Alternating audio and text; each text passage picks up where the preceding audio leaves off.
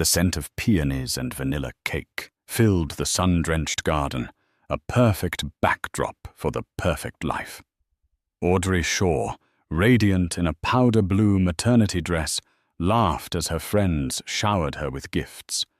Her husband Matthew, a man who oozed success like cologne, stood by her side, his hand resting possessively on the swell of her belly. It was the picture of domestic bliss, the final beautiful chapter before their baby arrived. But a single unopened gift box sat apart from the rest, wrapped in stark white paper, with a simple black bow. This was Audrey's gift to their unborn child, a gift she promised would define its future. No one knew that by the end of the day, that simple box would detonate a life, shatter a marriage, and expose a truth more shocking than anyone could ever imagine. Audrey Clark had met Matthew Shaw 7 years ago at a charity gala for the city's Architectural Preservation Society. She was a junior architect, then full of sharp lines and sharper ideas, determined to make her mark on the city skyline. He was already a name in property development, a man who saw skylines not as art, but as assets. Matthew didn't just enter a room, he conquered it. He had a way of looking at you, a focused intensity that made you feel like you were the only person in a universe of 1,000 souls. He'd pursued her relentlessly. He sent orchids to her small office, not roses saying, "Roses are for fleeting romance, orchids are for lasting beauty." He respected her ambition, or so she thought. He'd listen for hours as she spoke about structural integrity and sustainable design, his eyes gleaming with what she mistook for shared passion. He was her biggest cheerleader, convincing her to leave her firm and start her own boutique agency, Clark Designs. He even provided the seed capital, a generous loan she was determined to pay back with interest. Their wedding was an event talked about for months, a tasteful affair at a vineyard estate. Her friends were enamored. Her sister Brenda, a pragmatic ER nurse, was more reserved. "He just seems polished," Brenda had said, swirling her champagne. "Like a table you're afraid to set a drink on." Audrey had laughed it off. That polish was what she loved. Their life was a meticulously curated masterpiece. Their home in the affluent suburb of Westport was a testament to her design skills, and his wealth a sprawling modern colonial with floor-to-ceiling windows overlooking a manicured lawn that rolled down to a private brook. Their friends were power couples. Their weekends were spent at country clubs and gallery openings. It was stable. It was secure. It was Audrey had convinced herself happy. The decision to have a baby felt like the final perfect piece of the puzzle. Matthew was ecstatic. He immediately began planning the nursery, insisting on the most expensive Italian furniture and organic everything. He'd come home from work, kiss her deeply, then kneel to press his ear against her belly, murmuring promises to their unborn child. But over the past year, subtle dissonances had begun to creep into their perfect harmony. It started with late nights at the office, which he explained away as closing a monster deal. Then came the business trips, sudden and frequent. He became more guarded with his phone, angling the screen away from her, a nervous tic he'd never had before. When she'd ask who he was texting, he'd flash a brilliant smile and say, "Just my mother. You know how she fusses." His mother, Corinne Shaw, was a woman carved from ice and old money. She saw Audrey not as a daughter-in-law, but as a temporary custodian of the Shaw family name. Corinne's approval was transactional. It was given in exchange for Audrey maintaining the flawless image required of a Shaw wife. The real crack in the facade appeared 3 months before the baby shower. Audrey had been feeling unwell and had left her office early. As she pulled into their long cobblestone driveway, she saw Matthew's sleek black sedan parked near the garage. A wave of relief washed over her. He was home early, too. But as she walked through the front door, she heard voices from his home office. A woman's voice, light and musical, punctuated by a throaty laugh. Then Matthew's voice, low and intimate, in a tone he hadn't used with Audrey in years. Her heart turned to a cold, heavy stone in her chest. She didn't move. She just stood in the marble foyer, her hand on her 8-month belly, and listened. She couldn't make out the words, but the melody was unmistakable. It was the sound of betrayal. She backed away silently, her breath catching in her throat. She got back in her car and drove to a park overlooking the city, the skyline she'd once dreamed of shaping, now looking like a row of jagged teeth. She could have screamed. She could have cried. She could have gone back and confronted them, thrown the woman out, and shattered their carefully constructed life right then and there. But as she sat there, one hand protectively over her child, a different feeling began to surface, pushing through the pain. It was a cold, clear, architectural rage. Rage that builds, not destroys. She wasn't a fragile vase to be shattered. She was an architect. She understood foundations, stress points, and controlled demolition. Matthew had made a critical error. He had mistaken her grace for weakness. He thought he was building an empire, but he had laid its foundation on a fault line. And she, the architect of their life, knew exactly where to place the charges. For the next 3 months, Audrey played the part of the blissful, expectant mother to perfection. She smiled, she nested. She planned the baby shower down to the last detail. She listened to Matthew's lies about work, nodding with a serene smile as he spun tales of late-night board meetings and demanding clients. All the while, she was building a new structure in secret. She hired a private investigator, a discreet man named Mr. Walsh, who came highly recommended. She met with a forensic accountant, a sharp-witted woman named Diana.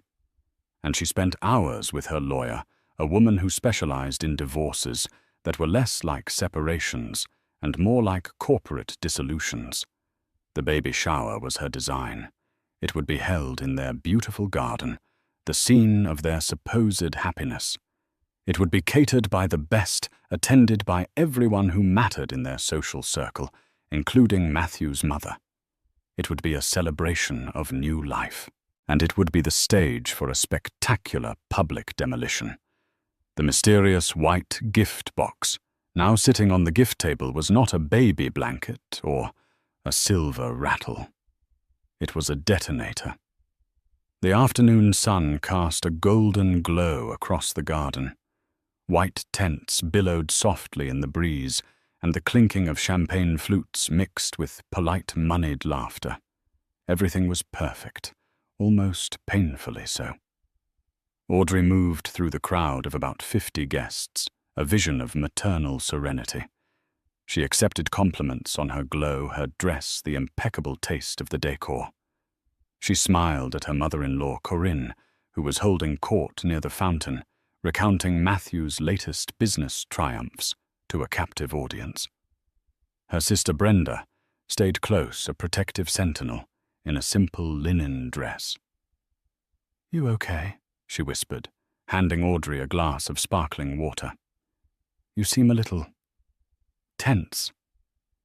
"Just tired," Audrey lied, placing a hand on her belly. "The baby's been kicking up a storm." Brenda narrowed her eyes. She knew Audrey better than anyone. She knew her sister's tells the slight tightening around her mouth, the almost imperceptible straightening of her spine. This wasn't fatigue. It was resolve. "All right," Brenda said, letting it go for now. "Just know I'm here. If you need me to accidentally spill a tray of crab puffs on anyone, just give me the signal. Audrey gave her a genuine, grateful smile. I'll keep that in mind. Matthew was in his element, playing the proud husband and father-to-be. He moved from group to group, accepting back slaps and congratulations, his arm always finding its way back to Audrey's waist, staking his claim. He seemed larger than life, invincible in his tailored suit, unaware of the chasm that had opened beneath his feet. After an hour of mingling and gift-opening a mountain of designer baby clothes, impossibly tiny shoes and high-tech gadgets, Matthew tapped a glass for attention. The chatter subsided. If I could have everyone's attention for a moment, he began beaming. He raised his glass to Audrey. To my incredible wife. Audrey, you are my rock, my inspiration. You've designed our beautiful home, and now you're designing our beautiful family. Seeing you carry our child is the greatest joy of my life, and I can't wait to start this next chapter with you. The crowd cooed with a collective "Oh!" Audrey's smile was a perfect crystalline mask. She met his gaze, her heart beating a slow, steady rhythm, like a drum before a battle. "Thank you, darling," she said, her voice clear and sweet. Matthew's smile widened. He was basking in the adoration. But the day is full of surprises. He continued, a mischievous glint in his eye. I actually have a special guest I'd like to introduce. Someone who has become very important to me and the future of my company recently. A real rising star. A murmur of curiosity went through the guests. Audrey felt Brenda stiffen beside her. She knew. In that instant, she knew exactly what he was about to do. The sheer, unmitigated arrogance of it was breathtaking. He wasn't just having an affair. He was trying to normalize it, to weave it into the fabric of their lives right here, right now. He gestured towards the stone path leading from the side of the house. A young woman stepped forward from the shadows of a large oak tree where she had been waiting. She was in her late 20s, beautiful in a sharp, hungry way, wearing a crimson dress that was entirely inappropriate for a baby shower. It was a dress designed to be noticed a splash of blood against the pastel canvas of the day. This was Kendra Foster. The woman from the phone call. The woman from the private investigator's photos. Photos of clandestine lunches, late-night departures from a downtown apartment, a weekend trip to Napa, disguised as a business conference. Everyone, Matthew announced, his voice booming with pride. I'd like you to meet Kendra Foster, my Senior Vice President of Acquisitions, and a vital part of our future. A stunned, awkward silence descended upon the garden. The air grew thick and heavy. Guests exchanged confused, uncomfortable glances. This was not a business meeting. This was a baby shower.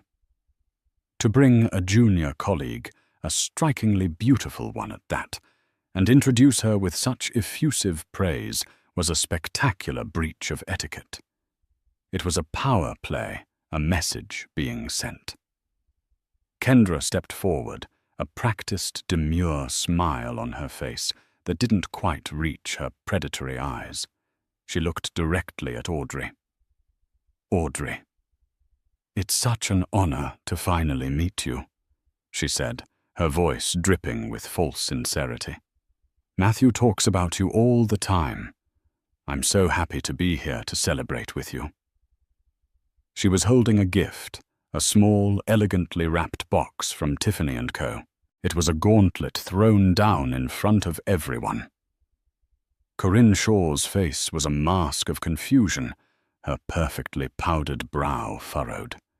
She looked from Kendra to her son, a flicker of displeasure in her eyes. This was not part of the carefully curated script of their lives. Brenda looked like she was about to physically erupt. Her knuckles were white where she gripped her glass. Audrey say the word she hissed under her breath, but Audrey was preternaturally calm.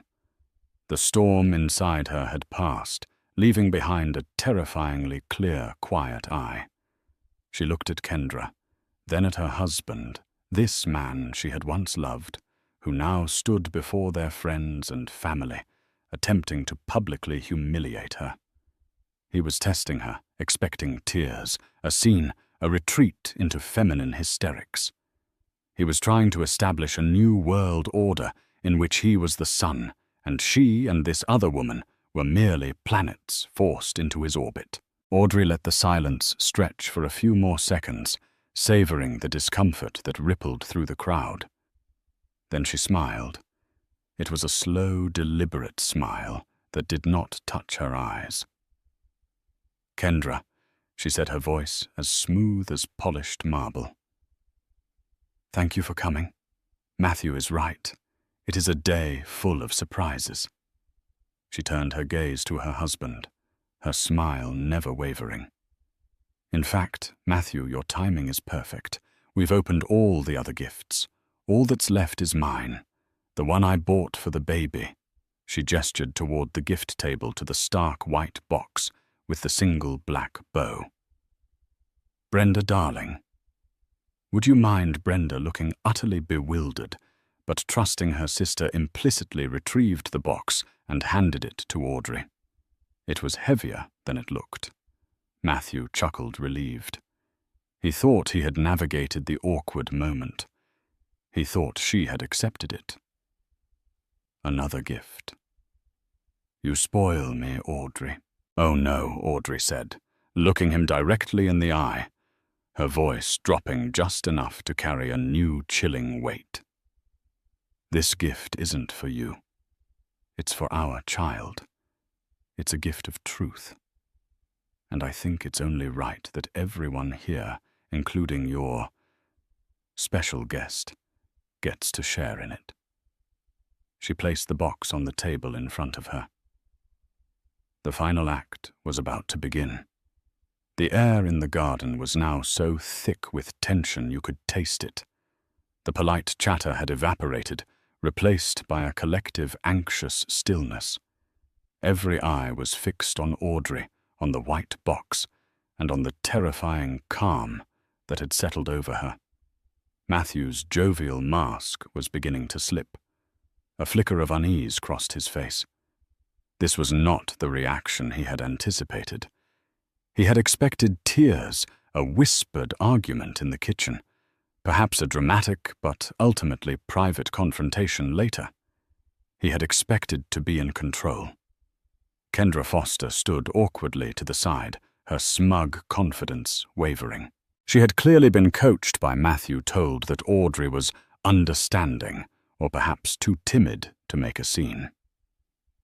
She looked to Matthew for a cue, but he was too focused on his wife, a dawning horror in his eyes. "A gift of truth," Matthew repeated slowly, forcing a laugh that sounded like grinding gears. "Audrey, my love, you're being so dramatic. What is this?" Audrey ignored him, her attention directed at the assembled guests. "Thank you all for coming today," she began, her voice resonating with a strength no one had ever heard from her before.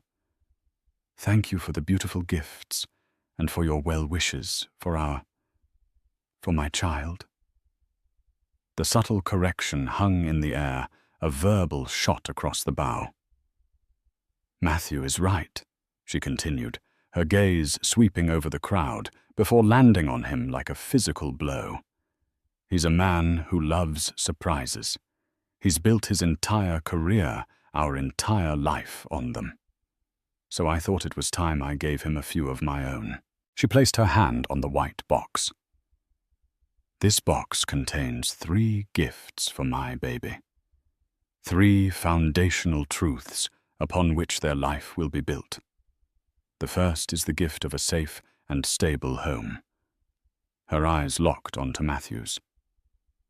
"Matthew, do you remember when we bought this house my father had just passed away, and I used a significant portion of my inheritance for the down payment. In fact, it was the enter down payment. You called it our investment." Matthew's face paled. "Audrey, what are you doing? This is not the time or the place." "Oh, I think it's the perfect time and place," she retorted, her voice cutting through his. "You also may remember that you had your lawyer, Mr. Adler, draft a prenuptial agreement.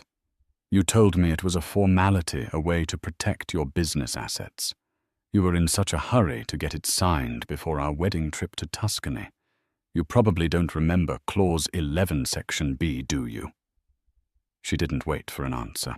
It states that any real property purchased with premarital assets or inherited funds remains the sole property of the individual who provided those funds.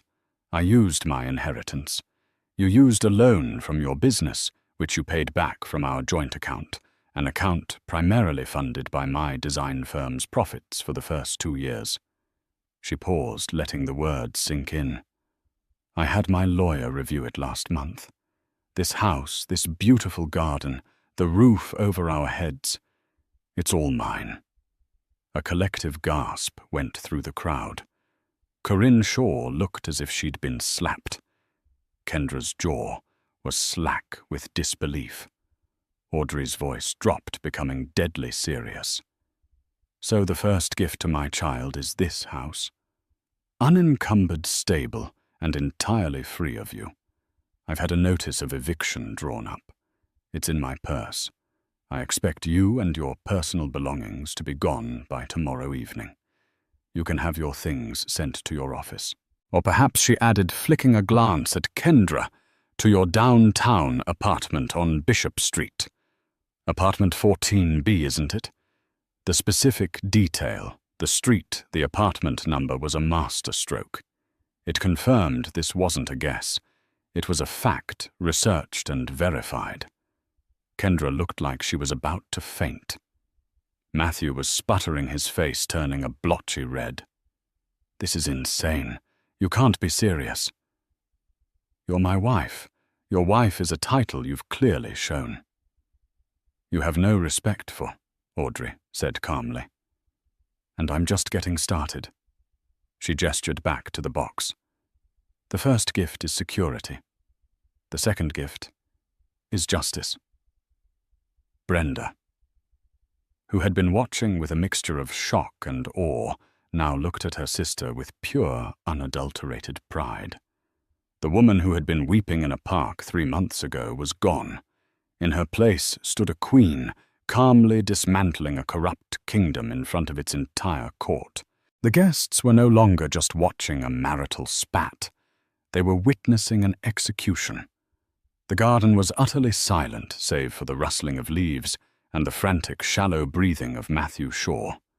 His carefully constructed world was beginning to fracture, the hairline cracks of his arrogance spreading into gaping fissures. He looked around at the faces of his friends and colleagues, searching for an ally, but found only a sea of stunned, horrified expressions. "Justice," he scoffed, his voice a hoarse whisper. "What are you talking about?" "You've gone mad, Audrey. The pregnancy, it's made you irrational." Audrey let out a short, sharp laugh, devoid of any humor. "Irrational, Matthew. You of all people should know I am never irrational. I'm an architect. I deal in facts, figures, and blueprints. For the past 3 months, I haven't just been designing a nursery. I've been studying a different set of blueprints, the ones for your business." She slowly, deliberately untied the black ribbon on the white box and lifted the lid. She reached inside and pulled out not 1 but 2 items. The first was a thick, professionally bound document, its cover emblazoned with the logo of a prestigious accounting firm. The second was a sleek silver USB drive. She held them up for all to see.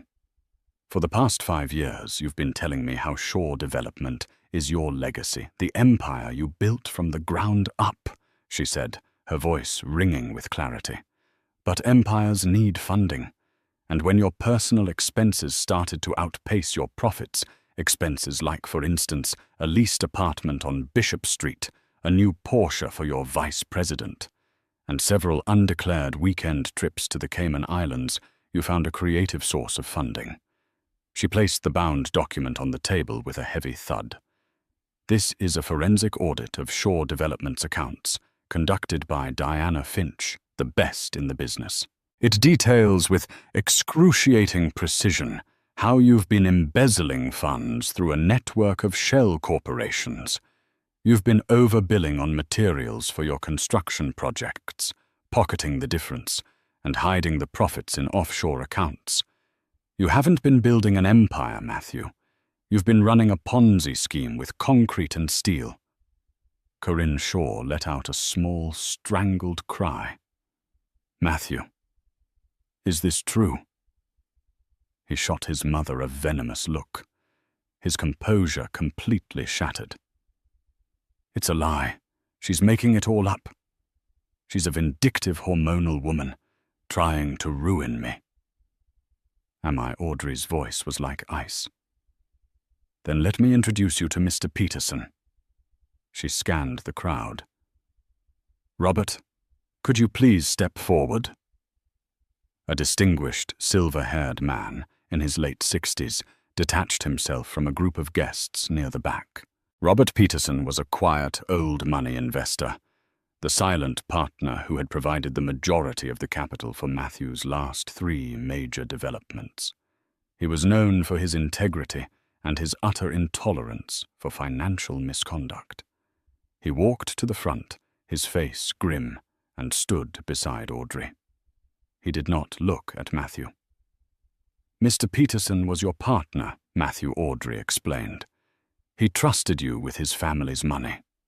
He believed in your vision. He did not, however, sign up to fund your affair or your illegal tax shelters. She patted the audit report. I sent a copy of this to Mr. Peterson a week ago. He was, as you can imagine, deeply disappointed. Peterson finally spoke, his voice low, but carrying immense authority. Matthew, we convened an emergency board meeting this morning via conference call.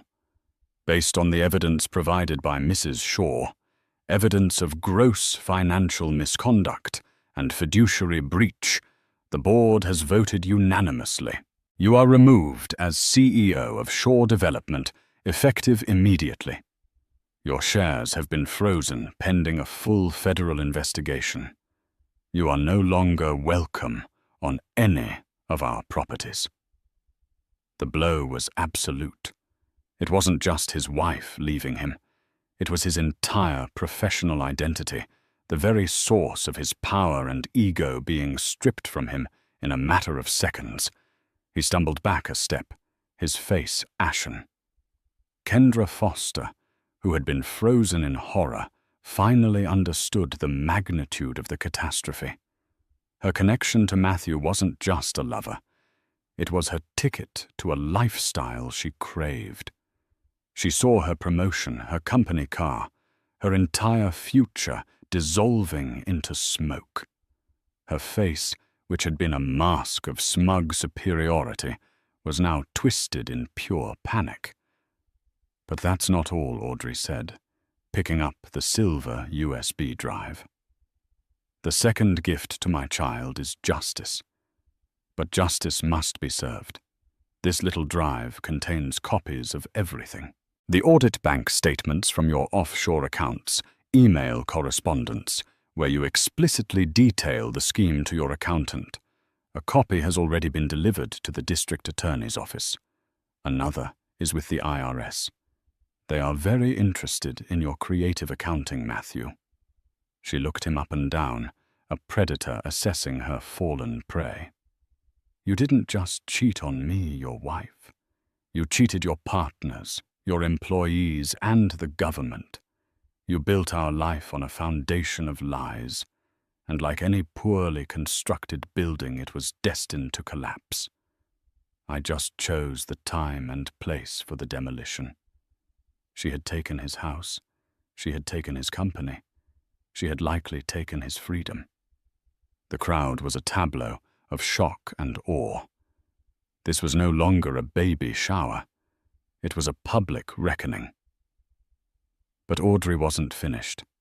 There was one gift left in the box, the most personal and the most devastating of them all. Matthew Shaw looked like a man who had been hollowed out.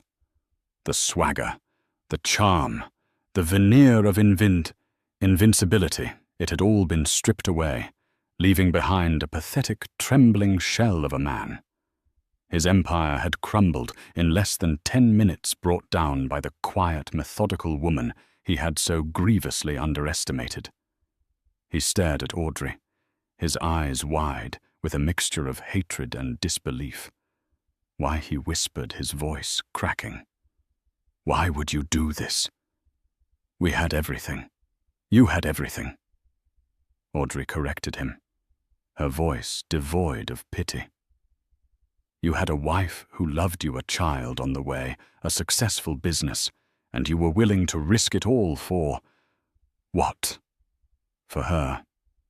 She flicked a dismissive glance at Kendra, who now seemed to be trying to melt into the manicured hedges. "For the thrill of deceit, for your own bottomless ego." She turned her attention back to the white box, her movements calm and deliberate. "There is one final gift for my child, the most important one of all. The first gift was a home. The second was justice. The third is a name." A new wave of confusion rippled through the onlookers. A name, a child's name, is their first identity, their legacy. Audrey continued, her voice softening slightly as she placed a hand on her belly. "It connects them to their heritage, to their family. For months, you and I have argued about it. You were insistent on Matthew Shaw Jr. You wanted him to carry on the Shaw legacy." She looked directly at her mother-in-law, Corinne, whose face was a stony mask of horror. "You wanted a grandson to bear the family name, didn't you, Corinne? To carry the torch of Shaw development, the pride of the Shaw lineage." Corinne was speechless, her mouth opening and closing like a fish. "Well," Audrey said, her voice turning sharp as steel again, "that legacy is now one of fraud, disgrace, and imminent criminal charges. The Shaw name is no longer an asset, it's a liability. It's poison, and I will not have my child tainted by it." She reached into the box for the final time and pulled out a single folded document. It was thick, official-looking paper. "This is the third gift. It's a legal declaration. I have already filed it with the courts." She unfolded the paper and held it up. "My son will not be named Matthew Shaw Jr. He will not carry your name at all. His name will be Rowan. Rowan Clark." The name landed with the force of a physical blow. Clark. Her maiden name. She was erasing him not just from her life, but from the very identity of his child. It was the ultimate act of severance, a final, irrevocable statement that his part in this story was over. Furthermore, Audrey announced, her voice ringing with finality. "This document is a petition for sole legal and physical custody of my unborn child, effective upon his birth. It cites moral turpitude, emotional endangerment, and felony financial crimes as grounds. It also includes a restraining order, preventing you from coming within 500 feet of me or the hospital where I will be giving birth." As if on cue, a man in a plain black suit, who had been posing as a member of the catering staff, stepped forward. He walked directly up to the stunned Matthew and held out an identical set of papers. "Matthew Shaw," the man said in a flat, unemotional voice. "You've been served." The gasp from the crowd was sharp and unified. The public humiliation was now complete, legally notarized and delivered. Matthew stared at the papers in the process server's hand, as if they were a venomous snake. Audrey finally allowed a single genuine emotion to cross her face, a look of profound, weary relief. She had done it. She had secured her future and her child's future. She looked at her husband one last time, the man who was now a stranger to her. You see, Matthew, the real gift today isn't in this box. The real gift is freedom. Freedom for my son from your corruption and your lies. And freedom for me. She turned to Kendra Foster, who was trying to slip away unnoticed. And for you, Miss Foster, Audrey said, her voice dripping with disdain. I hope your ambition was worth it. You hitched your wagon to a falling star. The senior vice president position you were so proud of ceased to exist about 5 minutes ago. I suggest you update your resume. With that, she turned her back on them both. The performance was over. The demolition was complete. All that was left was to survey the wreckage.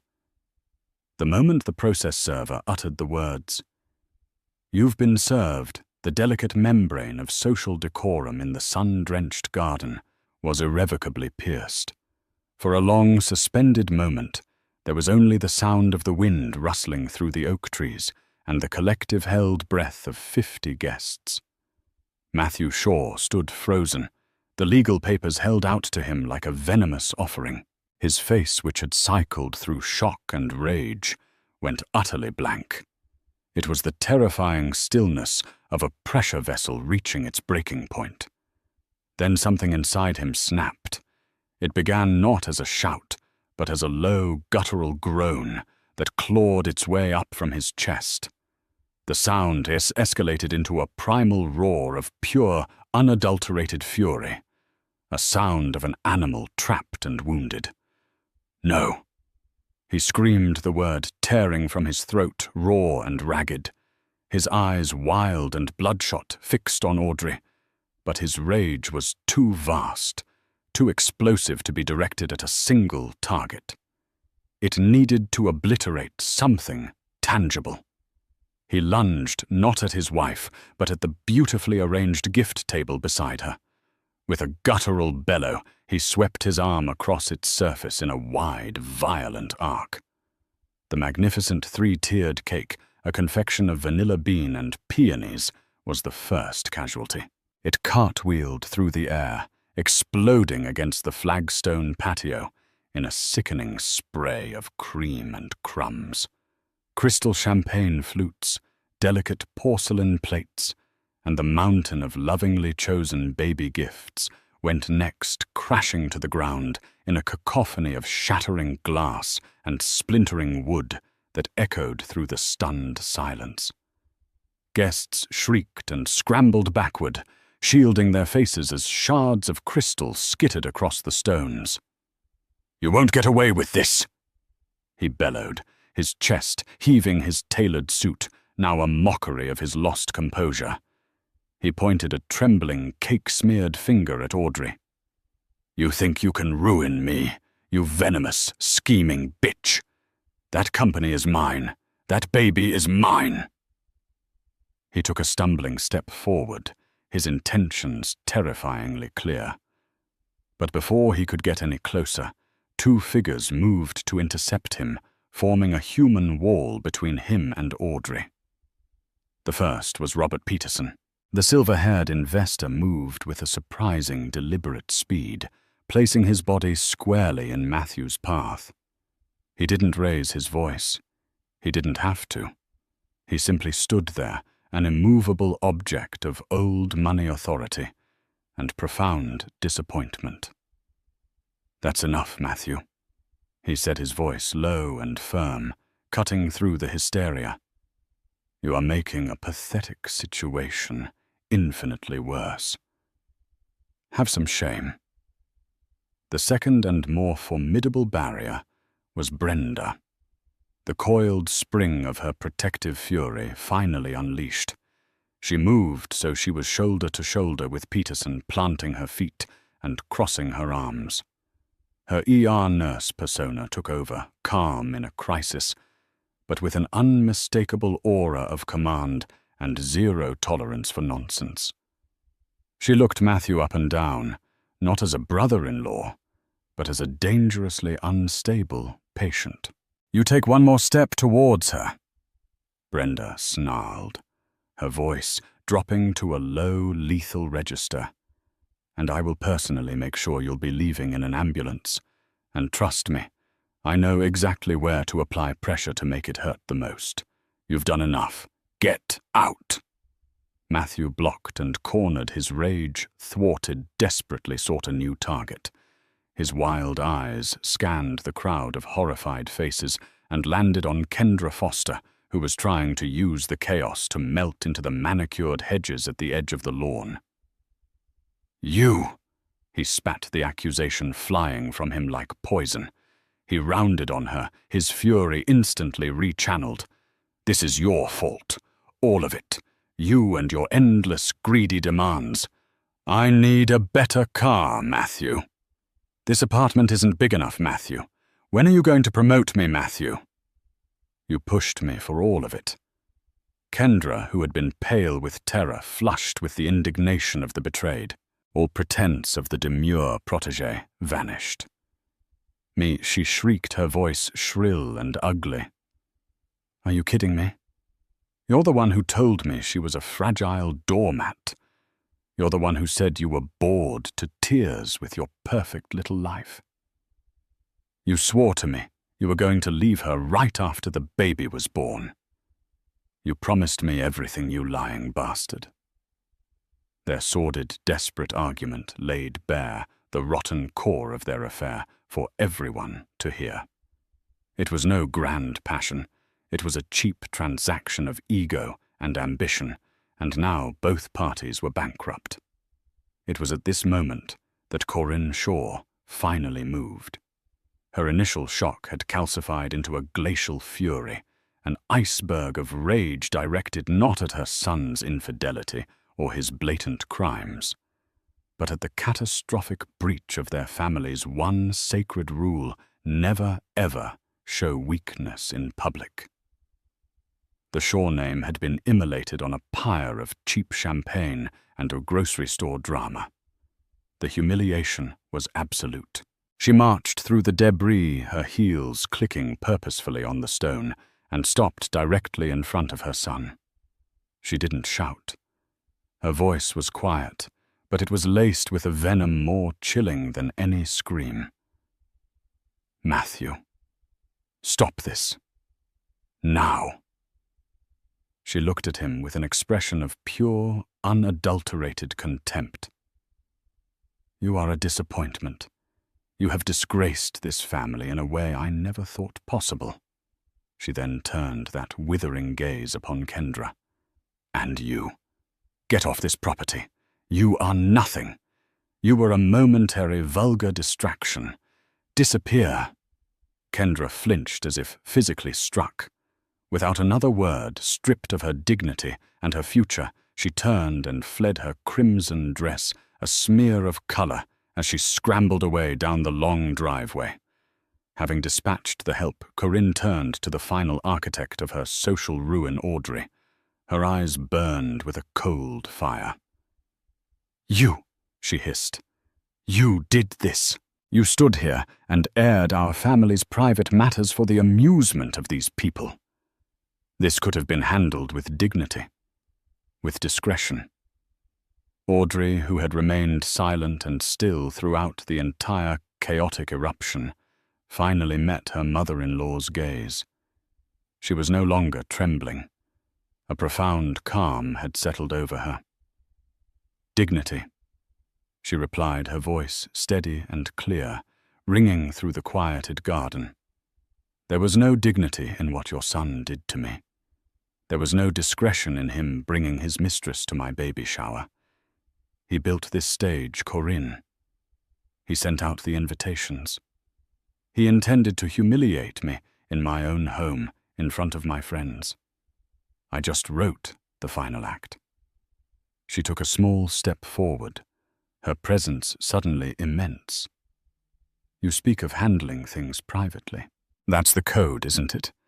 The code that allows men like your son to cheat and lie and steal, while women like me are expected to swallow our pain and maintain the facade for the sake of appearances.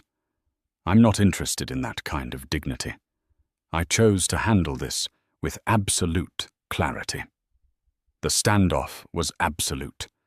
The old guard, with its secrets and silent contracts against the new world Audrey was building, founded on radical, painful truth. Defeated Corinne grabbed her son's arm in a vice-like grip. "We are leaving." She began to drag the broken, defeated Matthew away, past the staring, judgmental eyes of their former friends. He stumbled along, a hollowed-out man.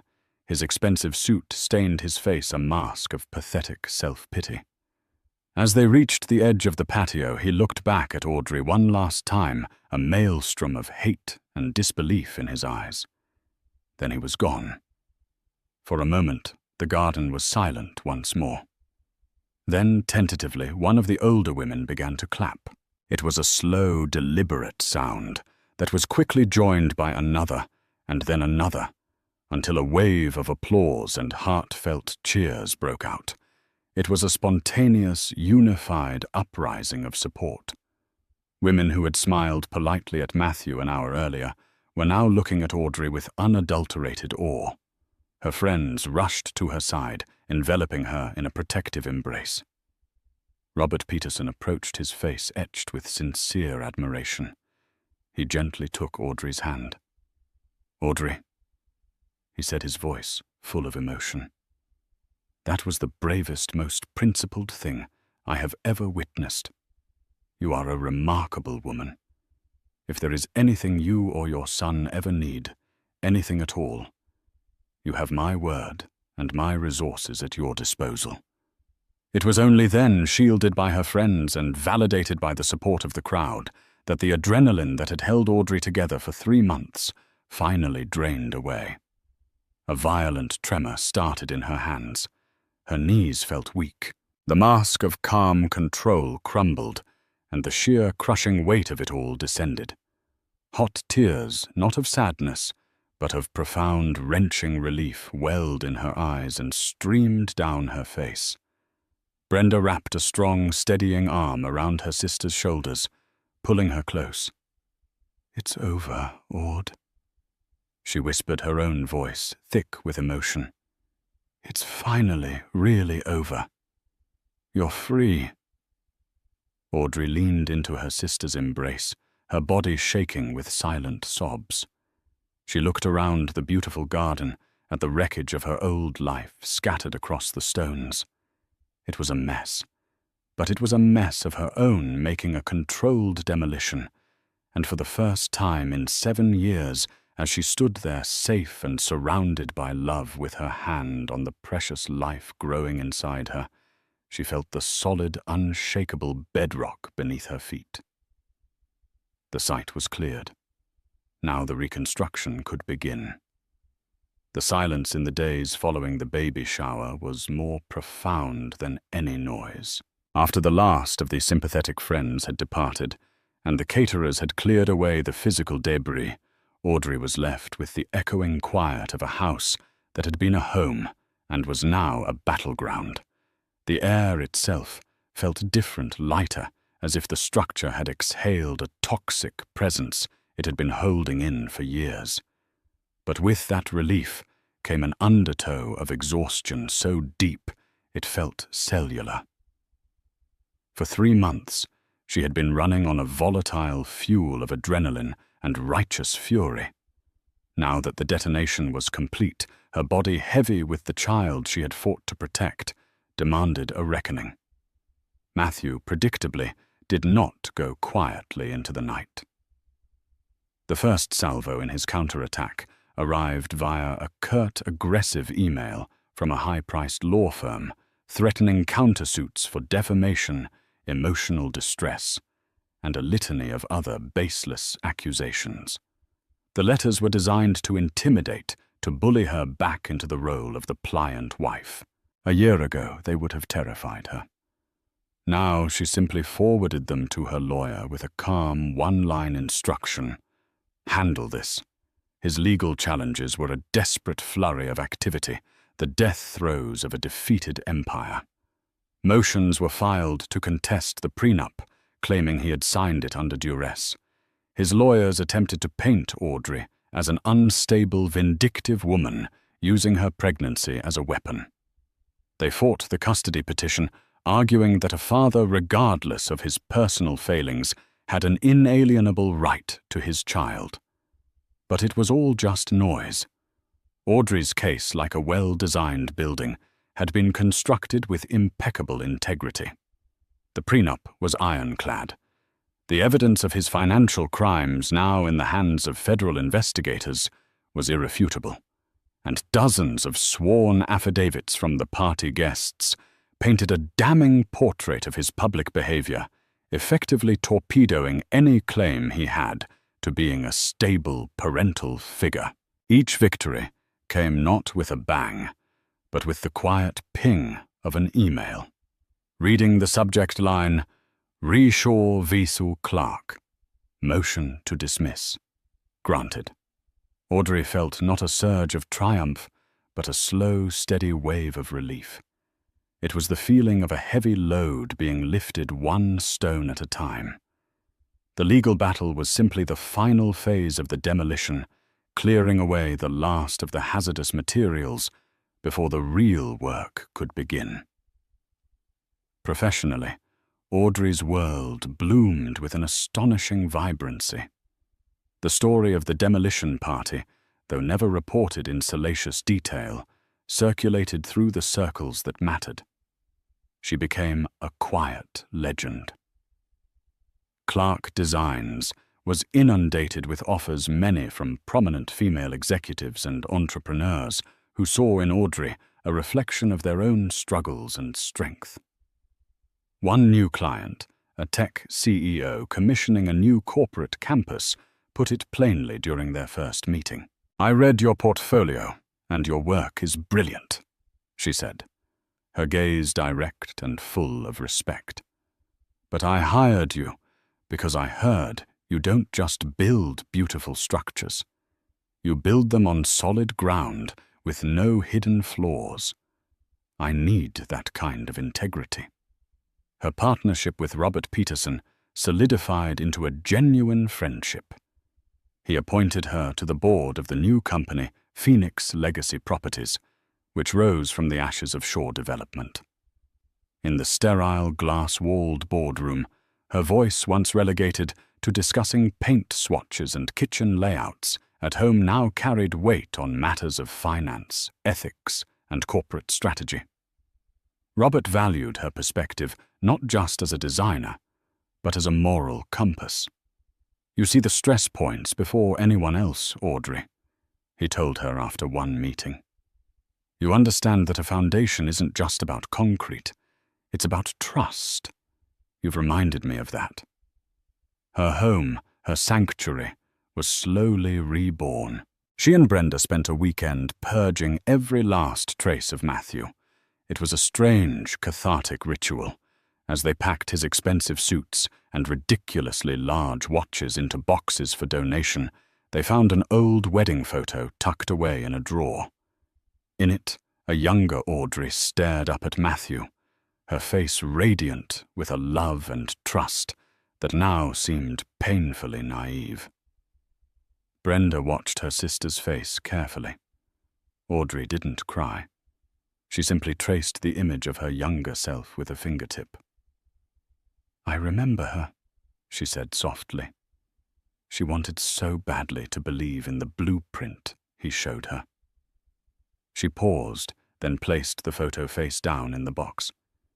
She did the best she could. "But I'm the architect now."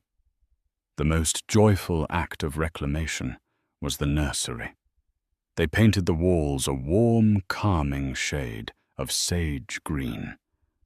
Brenda assembled the crib, complaining theatrically about the confusing instructions, while Audrey sat on a rocking chair, folding tiny onesies. They didn't talk about Matthew or the past. They talked about the future, They debated the merits of different lullabies, laughed about the absurdities of baby-proofing, and dreamed about the little person who would soon fill the house with a new kind of life. With each brushstroke, with each folded blanket, Audrey was consciously creating a space of peace, a room where no shadows from the past would ever be allowed to fall.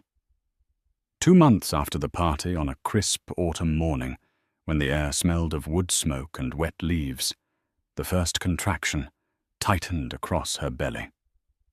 It was real. It was time. At the hospital, Brenda was her rock, a fierce and steady presence. She held Audrey's hand, breathed with her through the rising and falling waves of pain, and shielded her from the clinical indifference of the world outside. Labor was a primal, all-consuming crucible. In the throes of it, there was no room for the past, for Matthew, for revenge or justice. There was only the present moment, the immense, overwhelming work of bringing a new life into the world. It was the hardest thing she had ever done, a structural challenge of flesh and bone. And then, after hours that felt like a lifetime, it was over. A raw, piercing cry cut through the exhaustion, and the world shifted on its axis. They placed him in her arms. He was warm, impossibly small, and utterly perfect. He had a dusting of dark hair, and when he opened his eyes, they were her own, calm, deep, and observant. A wave of love so powerful it felt like a physical force washed over her, cleansing every last corner of her heart that had been bruised or broken. This was the point of it all. This was the purpose. "Hello, Rowan Clark," she whispered, her voice choked with tears of pure joy. "Welcome to the world." He curled his tiny hand around her finger, his grip surprisingly strong. In that moment, holding her son Audrey knew the gifts she had announced at the shower were only the beginning. He had a safe home, a legacy of truth, a strong name. But she now understood the final, most profound gift. She would spend the rest of her life giving him a blueprint for a life built with integrity. She would teach him that strength was not about dominance, but about resilience. That success was not measured in assets, but in honesty. That a name was not something to be inherited, but something to be earned through character. She would teach him that you can't always choose the ground you're given, but you always have the power to tear down what's rotten and build something beautiful, true, and strong in its place. Looking out the hospital window at the distant city skyline, a landscape of steel and glass ambition, she no longer saw a collection of buildings. She saw a testament to the enduring human need to create, to build things that last. She, Audrey Clark, architect and mother, had found her masterpiece. Her greatest project was just beginning. That's the incredible story of Audrey Clark, a woman who refused to be a victim in her own life. When faced with the ultimate betrayal, she didn't just crumble. She drew up a new blueprint. She teaches us that strength isn't always about shouting and fighting. Sometimes it's about quiet, meticulous planning and the courage to detonate a life built on lies to make way for a future built on truth. Audrey didn't just seek revenge. She sought justice and secured a safe, honest future for her child. Her story is a powerful reminder that the most beautiful structures are often built on the foundations of what was once broken. If Audrey's story of resilience and empowerment moved you, please hit that like button and share it with someone who might need to hear it. Don't forget to subscribe to our channel and ring the notification bell for more real-life stories of justice, strength, and incredible twists you won't want to miss. Thank you for listening.